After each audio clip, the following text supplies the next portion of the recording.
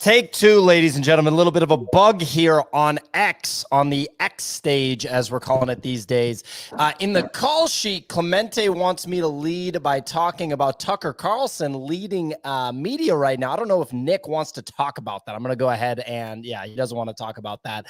He'd like to talk about Glenn Greenwald leading media. That's what Nick's thinking about. I'm just kidding. Is there anything that you want to comment on what Clemente put here, or we just nix in everything, Nick? This is a random conversation here.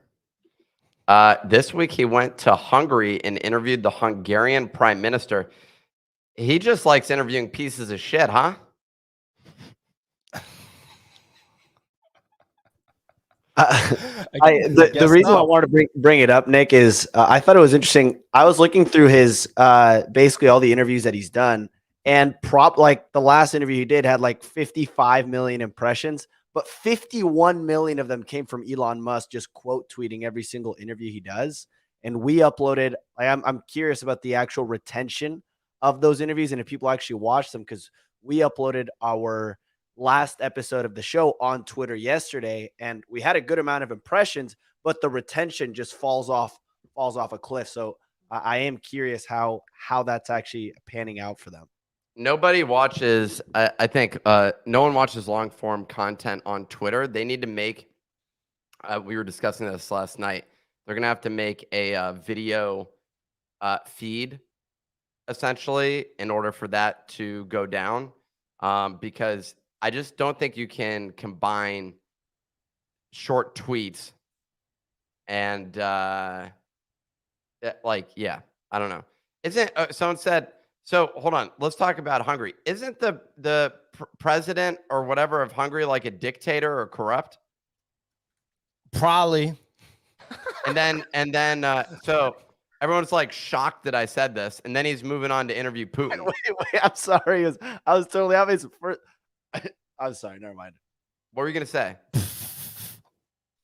Yeah, it was a Hungarian prime minister. I do apologize. But yeah, some of the comments were, here we go, another dictator being interviewed by Tucker Carlson was one of the comments that was winning and getting the most likes in the thread there. In the replies to the actual video? Yeah.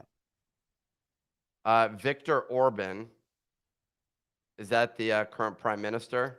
Believe so, yes. Prime Minister of Hungary. No. This says the current head of state of Hungary is president of the republic, Katalin Novak. She is the first woman to hold the presidency. What's going on? What the hell was that? Now Nick's just done for the show. That just dead and buried. That was Clemente, our lead producer. Our lead producer fucking undermining the show. Look, it's important that I do research on the state of politics in Hungary, Clemente. That's why the people tune into the show. I'm so rattled right now from that technical difficulty you ran into. I'm like trying to get back in. What happened? I'm over here getting random. Yeah. Anyway, so today we are going to be talking about all things macro news, including the Greyscale case against the SEC, what it means for Bitcoin ETF approval, the SEC taking yet another loss, and whether Gary Gensler's days are numbered in his seat, and if Twitter's latest license means that crypto payments are coming to Twitter. So really, we got a Hungarian in the audience enjoying us talking about the prime minister. Yo, I'm feeling hungry myself. I haven't had breakfast yet. I'm about to have to go take care of that. Give us the news, Pio. You're on a little bit of an intermittent fast here, Nick. So do we have 9-hour Nick and an intermittent fast, Nick? Hey, Nick, how are you going to break the fast? That's why they call it break fast. Pio's very interested in how people break their fast every day. Whereas to most people, it's like a normal activity. Have you consumed any food today? Well, I called Easy and asked him what I should have, and I'm eating a Lunchable. I told you to have Fruit Loops, but that's besides the point. You had Fruit Loops? No, I said I told you to have Fruit Loops. I haven't eaten yet. I'm on my I'll eat at noon. vibe right now. I have a black coffee here. Cheers. He's intermittent fasting I'm with about to his have a My polo. last meal was 6:15 p.m. Oh, We're on it. wow. We're on Cooking. it. Nick, what about you? Did you drink anything today? No, I'm about to. Here's what's going to go down as soon as the weather report takes place. Wait, who's doing the weather report today? That's a question for Clemente. What was the plan here, buddy? And are we going to get echo the minute you unmute? No, we're not. We're not. Send me the weather report. It's my time to shine. Wow. A first. Send me it. I need it. It's in the call sheet. That I just took Easy off the stage because unfortunately there's no way that's happening. It's going to be. Nick, why don't you do the weather report, buddy? Oh, you got music there.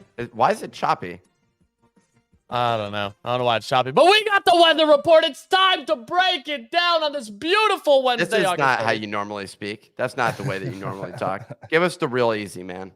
Right, Hit it to us straight, man. It's time today that we dive into the weather report. It's a seldom day in NFT space. This market volume is ouchie. 9.8 million, Blur's at 4.8, OpenSea at 2.5 million. It is ouchie, as Nick said, after a fresh bowl of Fruit Loops. NFTs held steady despite a 5% upward movement. You making fun of my nose with that Fruit Loops thing, dude? All right, you want me to say Frosted Flakes, big dog? Follow your nose? Yeah. What? Is that what you're telling me to do? Yeah, that's always what it is. Crypto yesterday with the higher caps all up or down by 1 to 2%. Which ones are up, which ones are down? We'll let you figure that one out. The top movers of the day include Sproto Gremlins, seeing almost a 40% gain in the last 24 hours on the back of Dancing Eddie calling for a victory after he said they'd go from 1.8 down to 0.6. Turns out he was just terribly, terribly wrong. In addition to that, we got Nick's favorite collection, Fluff World, up over 20% to 1.25 ETH. Over the past 24 hours, the U.S. Court of Appeals has ruled that the SEC must reevaluate Greyscale's application to convert its Bitcoin trust into an ETF, making it much more likely that a Bitcoin ETF gets accepted in the future. And as a result, Ethereum, Bitcoin, and Solana are all up 5% over the past 24 hours, with the rest of the crypto market in the green. They have retraced slightly. Seems a little bit choppy here. Hopefully, it's not another XRP situation in which those pumps sell back off into, but only time will tell. Denizens, the PFP collection for Zen Academy, had its art revealed, with Zen chest holders able to burn their chest in exchange for the PFP. Almost 1,300 have been revealed so far, holding a floor price of 0.09 ETH. Shout out Zeneca. Over in the art sector, we had a trade happen with someone trading 2 Chromie Squiggles for an Opepin 001 set. These are the first reveal of the Opepin sets and currently hold a floor of 18 Ethereum, with many weighing in on who will win that trade over the next few years. And lastly, Coinbase is officially partnering with X for its release of the hiring feature. You can now go on Coinbase's Twitter account and see the various positions that they are hiring for. LinkedIn is shaking in its boots. Back to the studio. Fantastic weather report, Easy. A first. Easy doing his weather report. I'm bringing Nick back. Okay, so that fast has been broken. There's no intermittent fast today. I just had a great PO, so that's how I broke my fast. And I don't care how I broke it, okay? Fruit's not bad. Fruit's not a bad way. I'm surprised you didn't just do sugar in a cup. Real quick, ladies. Eggs also. So eggs are on the stove being boiled right now, dude. So I'm going to have 2 hard-boiled eggs. I'm going to shove them in my face live on this show. And I'm going to have a cup of coffee. Well, there you go. Some updates from the Nifty Daily Digest, the daily newsletter that you can subscribe to at thenifty.com. You have to have an account at thenifty.com to claim the free NFTs that we give away almost daily on this show. I believe we do have one today. Clemente would be able to confirm that. Okay, yes, we do. Elon Musk's platform X has obtained a money transmitter license, paving the way for potential integration of various crypto services, including payments, trading, and wallets within the platform. So interesting to see what's coming next for X. Will it be a Dogecoin integration? Because Elon Musk has declared that X will never have a native crypto token. Snowfro minted 66 new squiggles, leaving only 2 more to be minted for special purposes, and shared that this batch will go to various supporters, including family and institutions. Last but not least, in an effort to make his upcoming Beeple Studios CryptoPunks meetup more inclusive, And Nick's going to that. Beeple has set aside a number of tickets for people interested in learning more about the collection with a link included to register. I did see this tweet. Dude, I don't want any pores at events that I go to. This is bullshit. Well, Nick's not happy. Nick's putting up a fight against Beeple. He says make it more exclusive. Let fewer people in there, huh, Nick? Dude, the hotel you stay at also matters. Like if your hotel doesn't cost at least, $800 a night, you shouldn't be allowed to go there, Well, there you go. Before we get into the discussion of stories, I don't want to forget, and actually it's funny that somebody brought this up in the comments. We got Morad Sheik saying that he needs a Bodagos coffee cup. We don't have a Bodagos coffee cup yet, but we do have the first merch item that I personally designed live for sale right now. Wait, so if you are you serious? If you go to shop.thenifty.com, so Clemente, if you could load up shop.thenifty.com, we're going to do it's going to be basically an open edition during this show. So for the next, call it 45 minutes or so, you guys can buy the Resting Nick Face enamel mug. So real quick, Clemente, if you could let me read the description. Are you tired of perky morning mugs pretending everything is rainbows and sunshine? Well, say hello to your new favorite sidekick for those not quite awake moments. The Resting Nick Face mug captures the essence of morning agitation and combines it with a pinch of sarcasm to create the ultimate coffee companion. Fun fact, ladies and gentlemen, the Resting Nick Face mug actually comes with a unique free NFT. Clemente, please pull up the free NFT for people that buy the Resting Nick Face mug. This will be available to only those that buy. There it is. That's the free NFT that comes with the Resting Nick Face mug. And as we roll out the new mechanics for free NFTs on the platform, this free NFT is going to be one that you want to have. Is it only open edition because you couldn't figure out how to limit it, Pia? You can't limit it. You just can't. Oh, no, well, you can. It's open edition. So for an hour, for 45 minutes. So Sean Smith bought it. There you go. Murad is happy about it. It is not Bodagos merch. This is NFT Morning Show merch, the podcast merch, the Resting Nick Face mug that does come with a free NFT. I will be shutting down purchase ability of this product at the end of this show. Hope you guys enjoy it. Anybody that buys it, and yeah, the free NFT will be airdropped to your account. Just use the email address when you check out. Use the email address that you're using on thenifty.com. There will be an automated way to do this in the future, but for now, we're just going to go off the email and airdrop it. So that's shop.thenifty.com for the Resting Nick Face mug, designed by yours truly. So getting into the mix, I'll shout out the Resting Nick Face mug one more time at the end of the show, or towards the end of the show. But as we mentioned in the newsletter, X has obtained a license that signals its potential future integration of crypto onto the platform. This includes payments, trading, and wallets. So this news, I guess, kind of flew under the radar yesterday. Everyone was talking about Greyscale versus the SEC. You got Dogecoin up 4% in the last 24 hours. Clemente is asking if this could be an underreaction, considering that Elon has always been pro-Doge.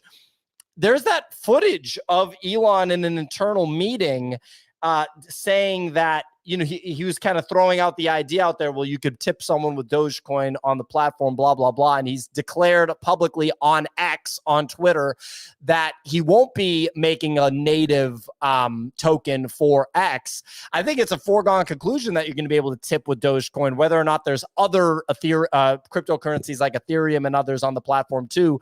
I don't know. But what do you think about this, Nick? How are you thinking about the way Elon is going to shape X moving forward?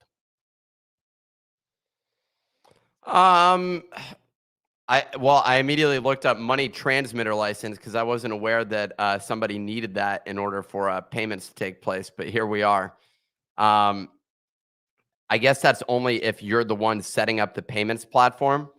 The same, like if you use Stripe, you don't need to go and get a money transmitter license. Yeah, you can partner with it, but this seems like now, and it's also like Stripe has like limitations though, where they can pay people, which was like one of the big causes of concern for creators. You had a lot of people who were not based in certain countries that could be paid.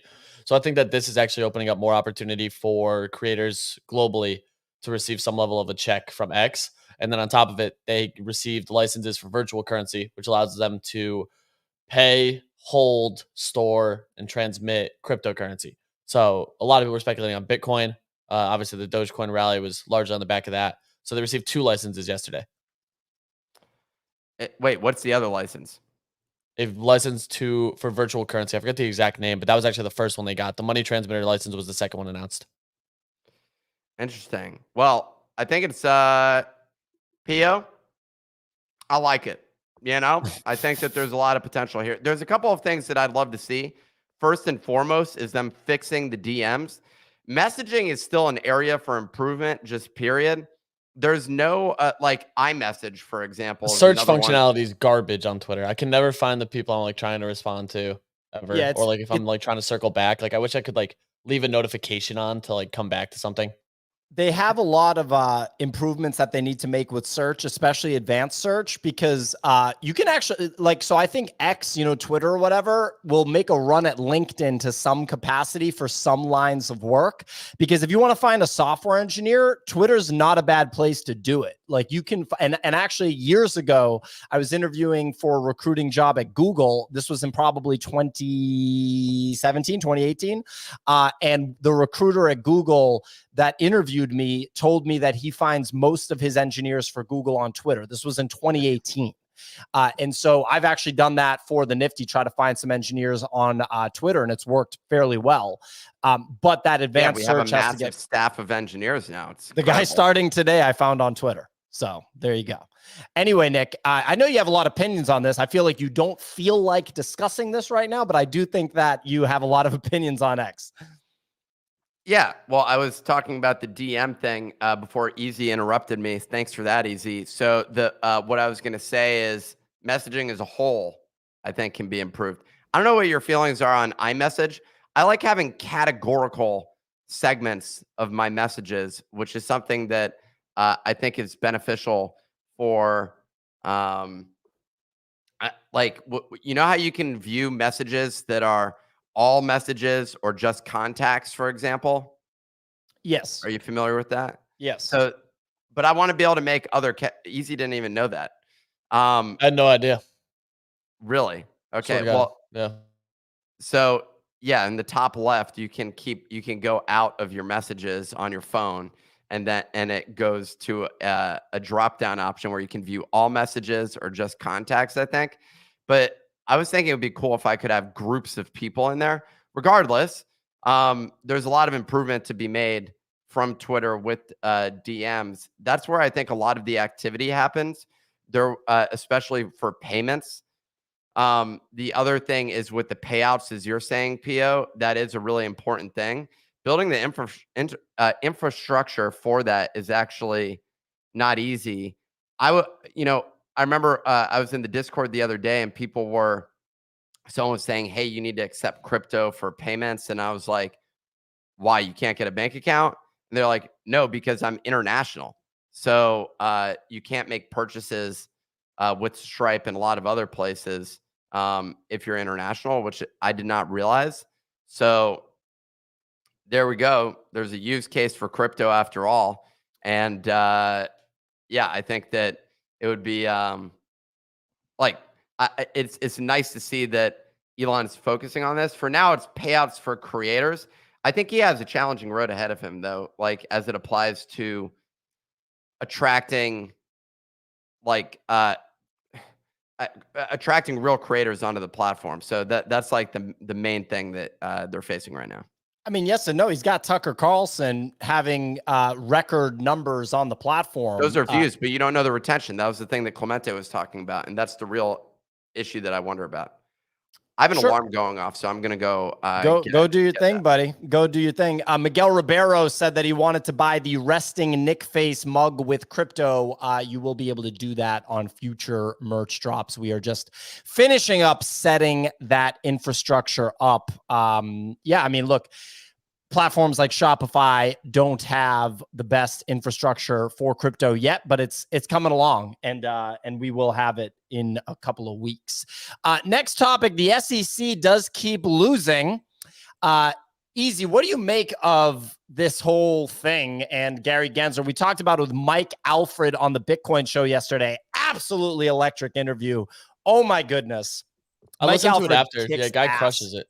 He crushes That guy's it, the dude. man. But yeah, anyway, go ahead. Easy. Yeah, I mean, it just seems like now clearly there's been a precedent that's been set as far as these ETFs now feel more inevitable as to like when, not if, which was always the big question. And we clearly saw crypto react positively to it.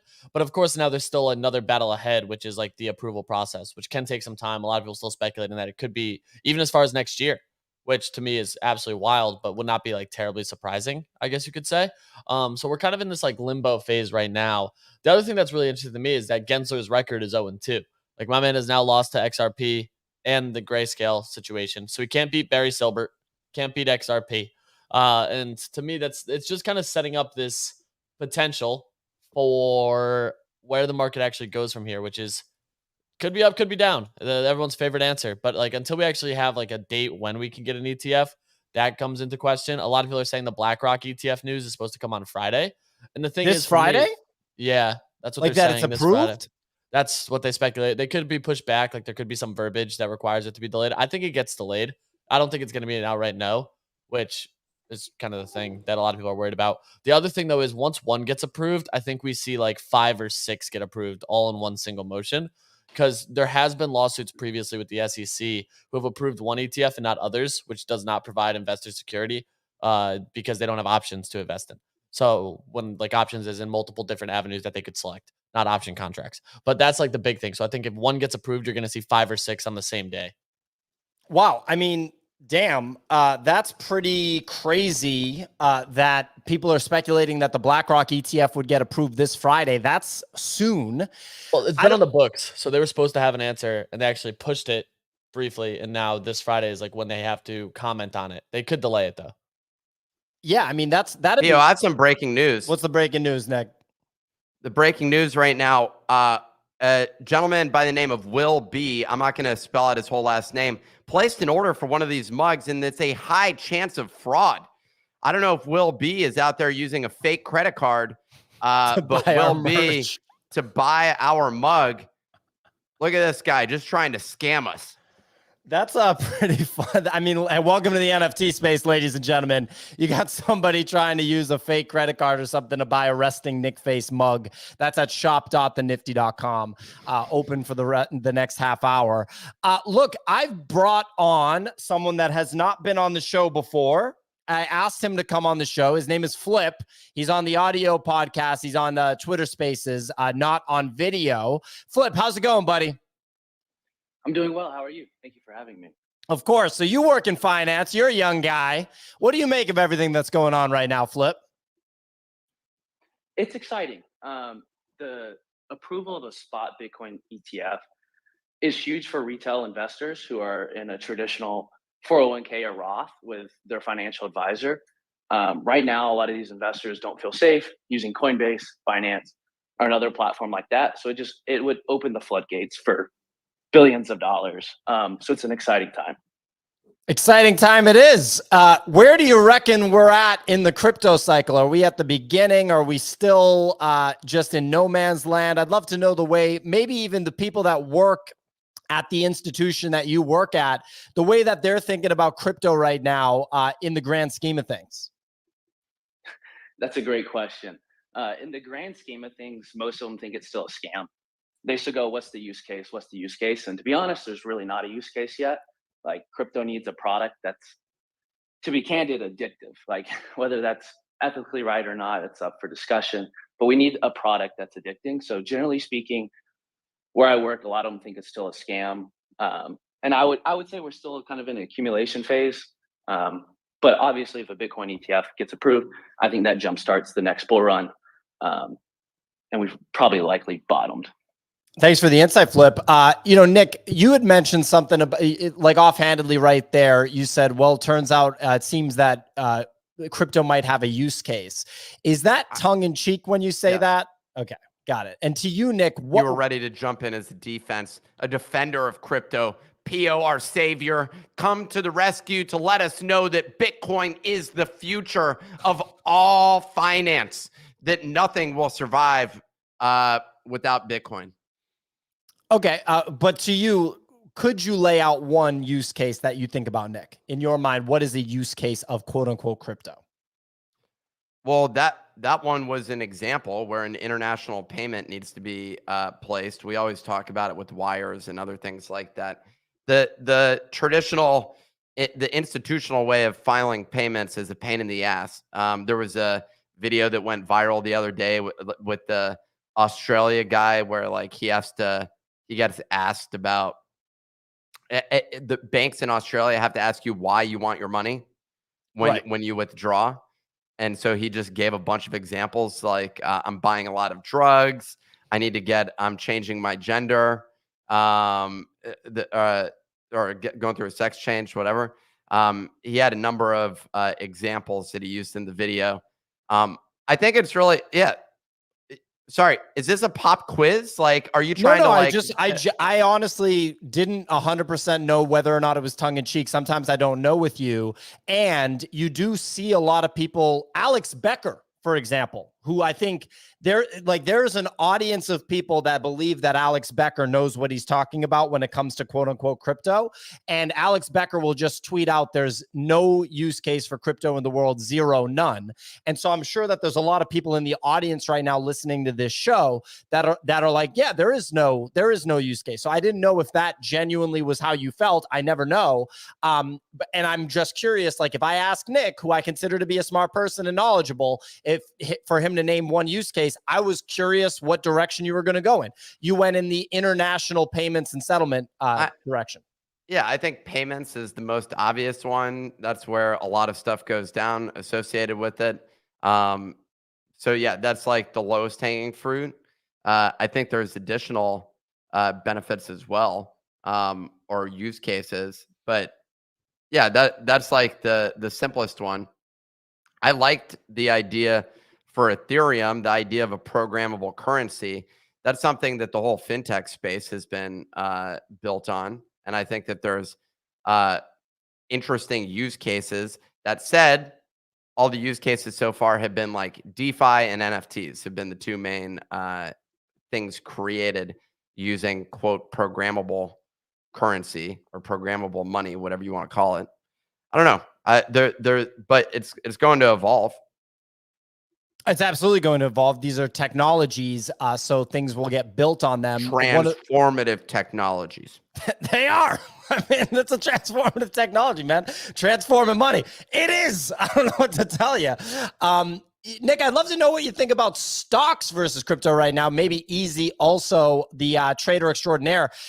Mike Alfred on the Bitcoin show yesterday pointed out that Carvana has cooked, 600% over the past 12 months. I believe Kix has brought that up on this show before also. Obviously, NVIDIA, the new talk of the town on Wall Street. Tesla up 138% year to date. You already know about that one. Coinbase 152% because it trades identically to the crypto markets. And then Bitcoin up a measly 65% on the year.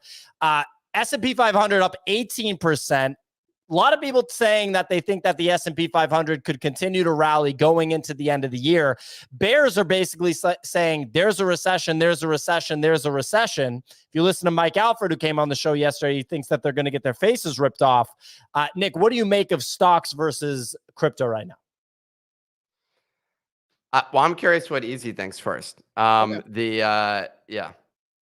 I mean, traditional equity wise, I think that it's just going to, I think we chop. I think we've seen highs, if not close to it, going into the end of the year. I still think Q3 is going to be relatively volatile towards the upside. I'm hoping that we get some positive news here. We did get it a little early for the Greyscale news. If that happened in September, you'd hear me just screaming that I was yelling at September bottom for crypto 2023, which I've been kind of adamant about.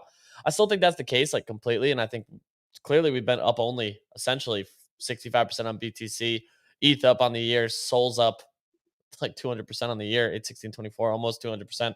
So yeah, it's been an interesting year to say the least. The recession stuff, like, I think we're in a recession. We just don't want to say it. Like, that's usually how it goes. Like, once we say it, the recession's over. Once you kind of admit that, then there's already things in place to combat it. Like, you look at the grocery store, everything is already so much more expensive than it was even 6 months ago. You look at just cost for life at this point, and it's significantly more expensive than 6 months, even a year ago. And all those signs are showing that. What happened with the last few cycles that got a lot of people concerned, like macro wise and market wise, was residential housing, which does not have the same setup. This past year, only 1% of houses actually traded hands, which was, I think, lowest of all time since they've started calculating that data. And that's largely because people are locked in at such low rates that there's no reason to switch that. Commercial real estate's the bigger concern. And I've even seen it down here where there's a lot of shops and buildings that just don't have stores in them. And there's a lot of major cities that are currently experiencing this. And I think that's the quote real estate bubble, that once that fully kind of has its day, then we're going to start to see carry down effects, etc. You've started to hear some rumblings of supply chain issues again. That's something I'm keeping eyes on. But right now, it's like I hate the conversation that people are like, there's no reset, or we're in a recession, or there's going to be a recession because we're in one. Like, that's kind of how I look at it. And the market's just kind of ignoring it because like people are still spending money.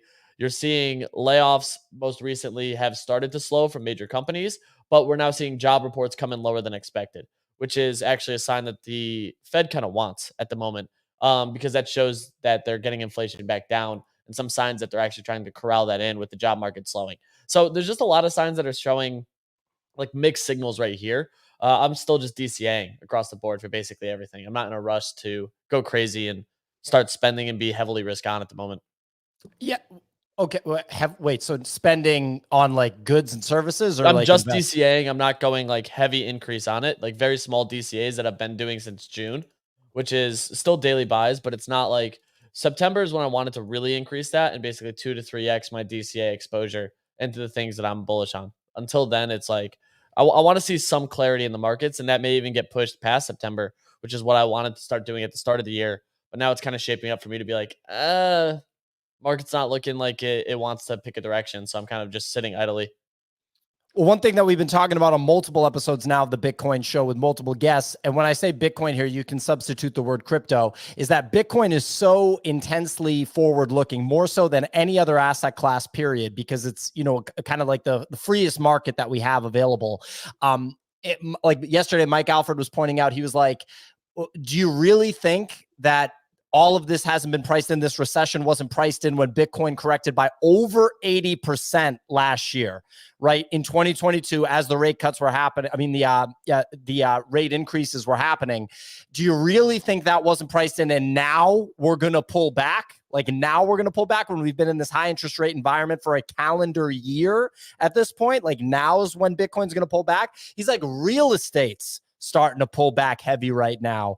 And that's, yeah, like a year after the stock market crashed. Like what's going to make Bitcoin pull back down to below the FTX numbers that happened late last year now? Like how would that not be priced in at this point? The halving is coming up at this point. We're like 9-10 months out from the halving. We have an election year next year. Now Bitcoin's going to pull back to to the low of the cycle. So yeah, I mean, look, that's the way that I'm thinking about it. Nick, go ahead. I don't really think much about Bitcoin, Pio, but on the housing side, that was the thing that I actually think is most interesting. Why the hell can't I buy a house? You know, that's the thing I'm trying to figure out is that, are you going to take...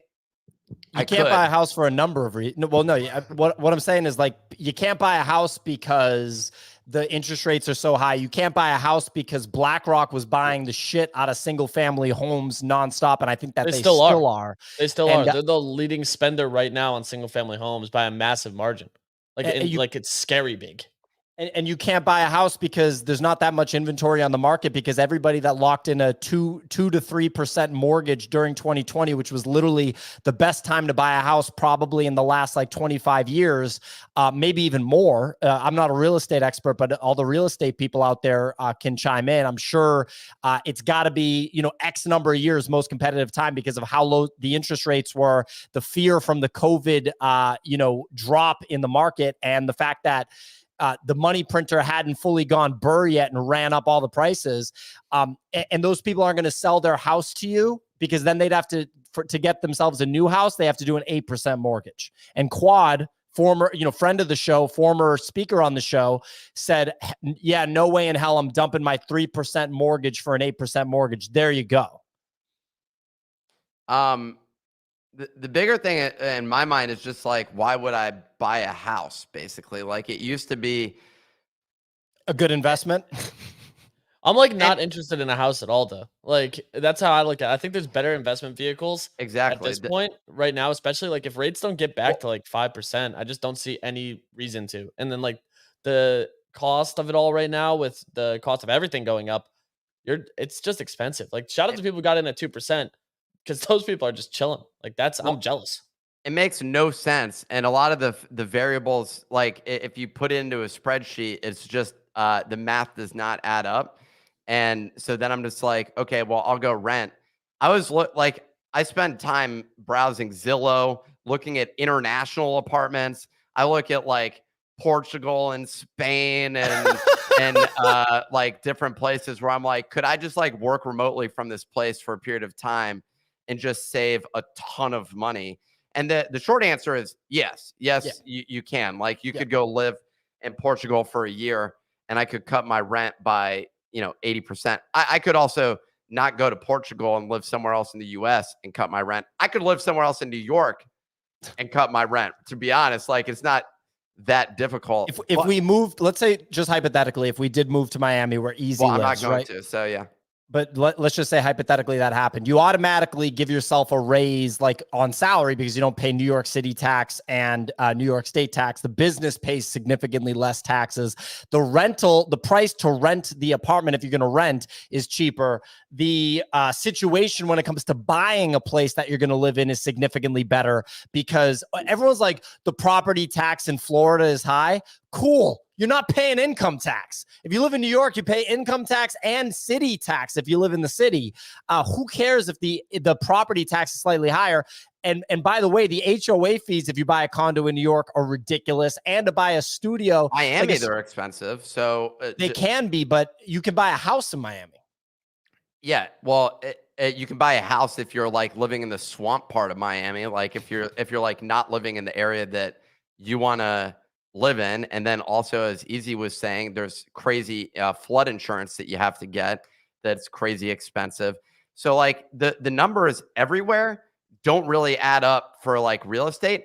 The crazy thing, additional craziness associated with it is like, are we just all going to get priced out of like being able to even rent?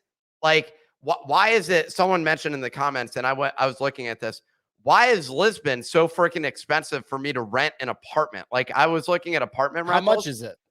It was shocking. Like I still got a big ass apartment, by the way. Like I was looking at like 3 bedrooms that you could get for like $5,000 sort of thing. So it's not as much as New York. It's not as much as New York, but it depends on the neighborhood that you're in. So if like you're in one of the nicer neighborhoods, it is pretty expensive. And there was a lot of stuff I saw that was like $10,000 a month, $8,000 a month. And these are in euros. So I was kind of surprised. Paris actually looked more reasonable than Lisbon. Anyways, I was looking at all these different places. It is shocking. It's very difficult to find, I think, because like, we live in a global world. And like, when you look at like Twitter and stuff like that, and people in like the crypto space and with remote work and everything else, people are kind of unconstrained and where they're living now. So I think that we see a lot more people moving abroad, moving to other states. I saw a thing like New York has mass outflow and it's going to like Texas, Florida. And then this stat that came from Business Insider was New Jersey. I think the New Jersey thing was people like moving to Jersey City sort of thing and like not paying city tax. So I don't know that was like a completely relevant stat. It is because of that, but it's also relevant because buying a property in New Jersey isn't a dumb thing to do. Whereas, Nick, when I was moving back to New York and I asked everybody, should I buy or should I rent? You were one of the people that I asked, and you pointed out that a guy in your building in FiDi at the time bought his unit 12 years. You showed me on the stats. He bought it 12 years before, was selling it for the same amount of money. Yeah, well, New York City apartments in general don't appreciate. It's like it's pretty stagnant, and it usually you have to hold it for like 30 years for it to make any sense. Or buy in a And neighborhood that's not yet gentrified and wait for it to become gentrified. Like if you bought in Dumbo 25 years ago, that would have been a killer investment. well, and the math also, yeah. So that is a good play. Although a lot of those neighborhood, like that trade, is getting squeezed basically. You got to be buying in Brownsville and like, you know what I mean? Like, or just Canarsie. like not in the city, like not one of the boroughs. You're now like in a neighboring town that's not New York City. It's like almost as good as New York City. Yonkers. But I think that there's like, yeah, the math doesn't add up. The thing where you end up looking at the math making sense is that you end up paying more to own, but you get to deduct the interest. And so there's like math that you can end up justifying it with. And ultimately, you end up in a place ideally where you at least own a property, and all that you're exposed to at that point typically is like the condo fees, HOA fees, whatever it is. And those can add up. I was thinking about it, I'm like, so I'm going to buy a property and still have a liability of $2,500 plus property tax. So I'm gonna owe on an ongoing basis. I'm locked into this place, and if I want to move, I can't. Like I'm now still paying that $3,000 a month. I can't just stop paying rent. I have to now somehow liquidate that apartment, aka sell it, and like a lot of the property. I was looking at Miami. A lot of those places stay on the market for a decent amount of time, because a lot of them are trying to sell at still like inflated values on the New York to Miami trade. I don't know. It's pretty crazy the way it's operating. If you had bought property though, like 10 years ago or more like 20 years ago, you're like one of the people who are part of the real estate elite, I would say at this point. I have a lot of friends that got in and now own multi-million-dollar places, because that's where they were putting their money when they were working back in like 2000 and, you know, like 1, 2, 3. So yeah, I don't know. The bottom line is it ain't getting cheaper and it ain't getting easier. But apparently the best path for the Utes is to buy it on, buy NFTs. Well, it's to buy Bitcoin. That's like because the old people that own the houses won't buy Bitcoin. They think it's a scam and they're just going to get their faces ripped off. Clemente, can we quickly see the Mike Alfred real estate tweet? Because I think that this is relevant to what Nick was saying. If you could pull that up quickly, Clemente. So I'm going to read this tweet. If you've been using houses or apartments as a store of value instead of gold or Bitcoin, the Fed has a plan to systematically beat this tendency out of you. It will be so painful that you may question why you ever thought it was a good idea to own so much real estate. So there you go. Okay, so we're quoting that opinion without any info. No data, no backing, it's no in reason. line with Go what- kick like, your What ass, is that Nick. tweet? That tweet is pointing out that if you buy real estate right now as an investment, there's a pretty high percentage chance that it's That's not not going what to he work out. said. He said if you've been using it as a store of value instead of something like Bitcoin. That was my interpretation of it. But my thought is like, talk to my friends that now have $4 or $5 million in real estate because they bought in, like when I was in San Francisco in 2011, they bought a property, and now they've made millions of dollars on property simply because San Francisco doubled or tripled. So they went from like $500,000 to $2 million in equity, rolled that into like deep Brooklyn, basically turned that into 3 million. Now they got a 4 million place, brownstone, right next to the park in Park Slope. So like, they're doing very pretty small, well. Yeah, a very small percentage of the population has nailed buying property in San Francisco, rolled it into Brooklyn, had a, like, I'm just saying, yeah, no shit. You can just really, really nail it. But for the normal person, it's just not what it used to be. People used to, yeah. But anyway, what was I going to say? Or actually, let me go to Flip. Flip, you have your hand raised. What's going on, amigo?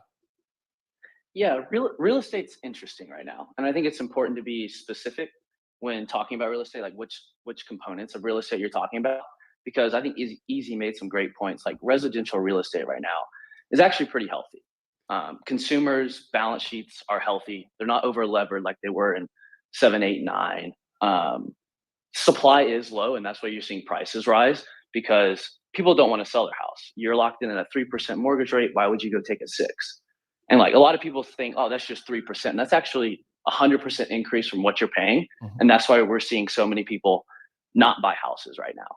And then commercial is a different story. But even when talking about commercial, it's important to be specific.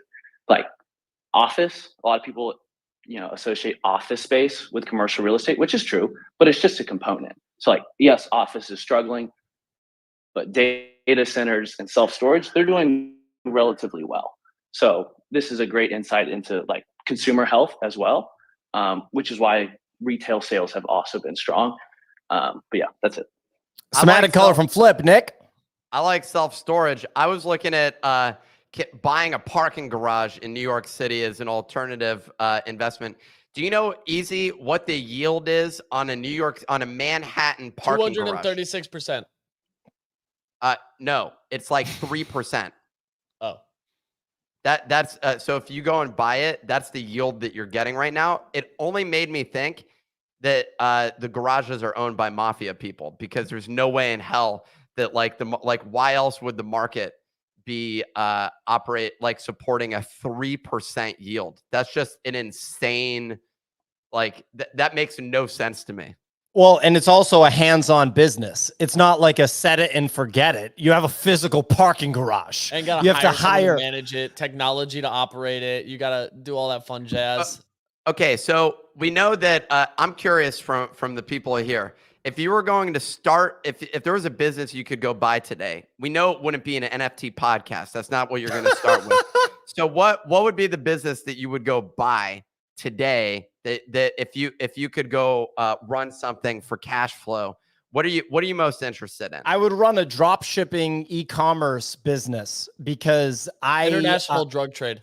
There you go, Easy.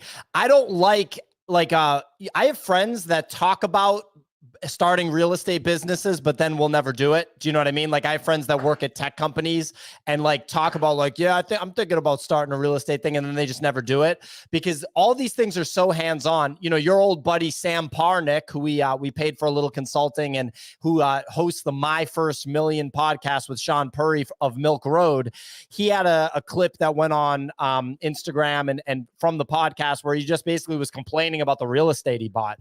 He bought real estate because he sold a couple businesses, made millions of dollars, figured, yeah, let me buy some real estate. That's a good investment. That stuff is so hands-on. And I have a friend that owns a vacation property in one of the kind of beach places, not the Hamptons, but a similar place. I'm not going to say the specific location, but one of those places. Give us his address, Pia.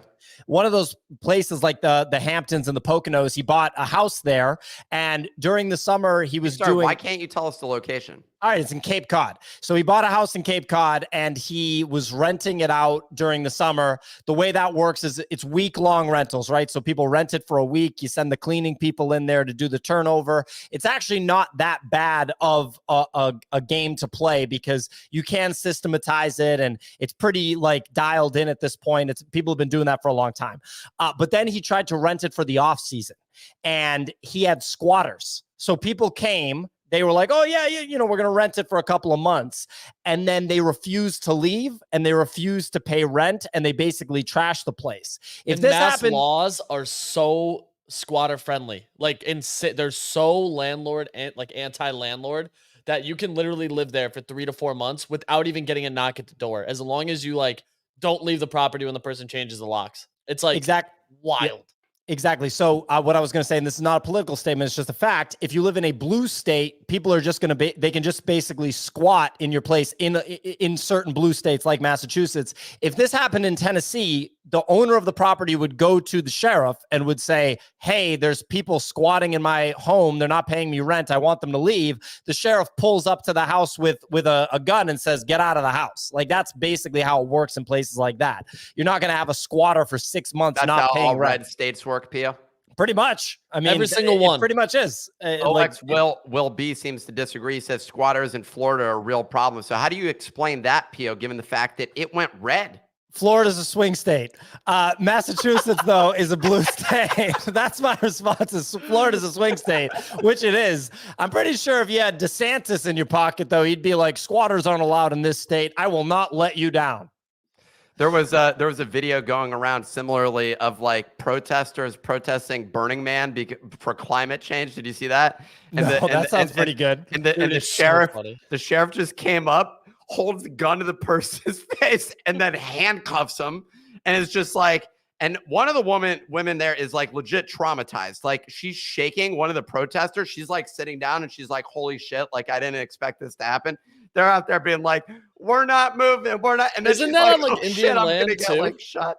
What's that? Isn't it on Indian land? It's on a reservation, Burning Man. So it's also like different laws where they were. Because like when I saw that video, like that was all the comments were like, this would not happen if it wasn't on like reservation land. I don't remember, to be honest, but No, this guy Easy is right though, because in California, you actually don't even get in trouble if you do an armed robbery of a store. These protesters are just shocked, and then the cop just comes out and basically just like with a gun and just like We're watching the video, ladies and gentlemen. A cop is pulled up, and these protesters literally folded up like a piece of American cheese.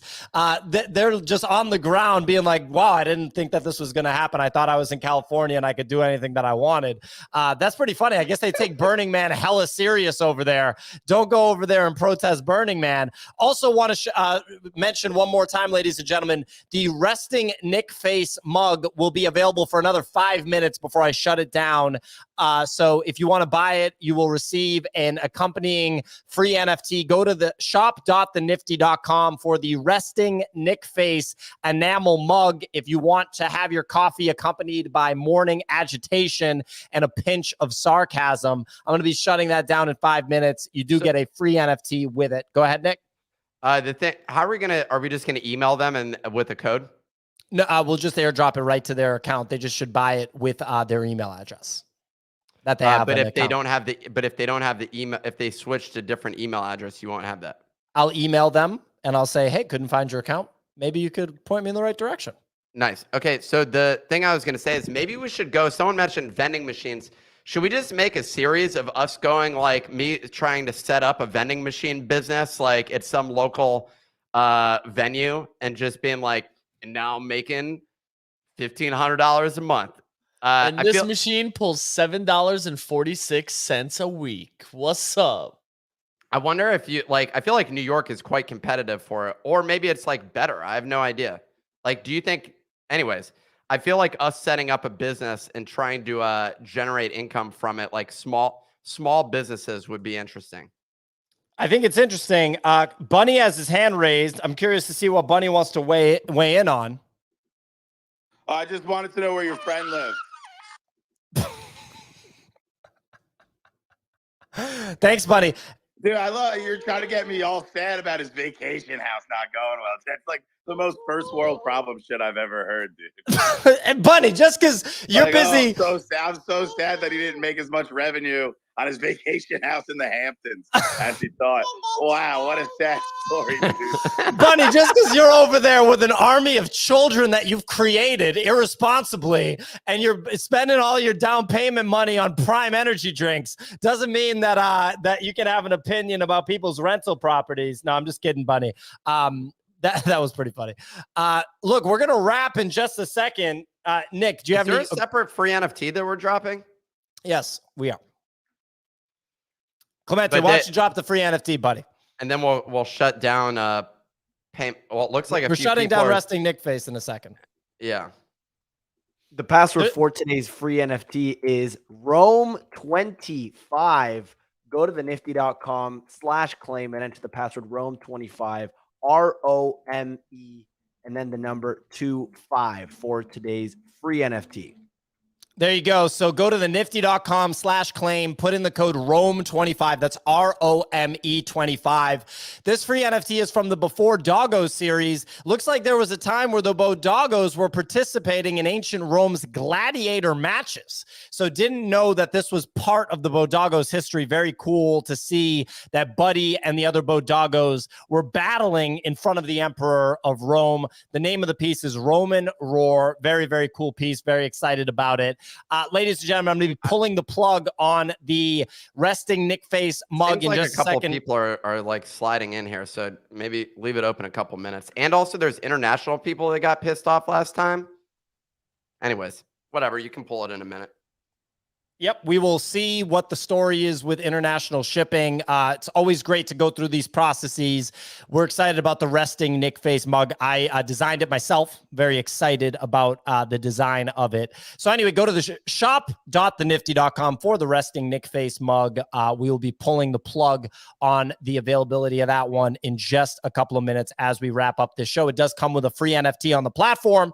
The mechanics surrounding free NFTs are literally on the cusp of rolling out.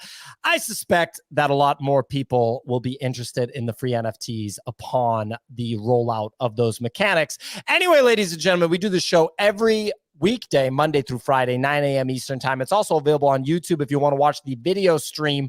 Available on audio podcasts, Apple and Spotify, or wherever you get your podcasts. Share the show with your friends if you'd like. Check out the Bodoggos NFT collection. This is your last chance to buy a resting Nick Face mug, some official merch from the NFT Morning Show podcast here. Anyway, we will be back tomorrow. I will be out of